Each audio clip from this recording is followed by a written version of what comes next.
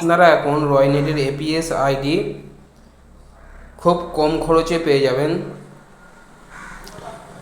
Number one, ভারতের number one APS ID হচ্ছে রয়নেট।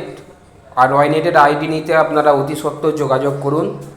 এখানে আপনারা ব্যালেন্স চেক করতে পারবেন, মিনি স্টেটমেন্ট দিতে পারবেন কাস্টমারকে, সব ব্যাংকে টাকা উইথড্র করতে পারবেন, এটিএমে টাকা তুলতে পারবেন, রিচার্জ, বিল সব কিছুই করতে পারবেন এখান থেকে। সঙ্গে সঙ্গে উইথড্র করে নিতে পারবেন। আপনারা ইউটিউবে সার্চ করে দেখে নিতে পারেন যে রয়নেট নাম্বার ওয়ান এপিএস আইডি গোটা ভারতবর্ষের মধ্যে। তাই খুব কম খরচে আইডিটি দেওয়া হচ্ছে।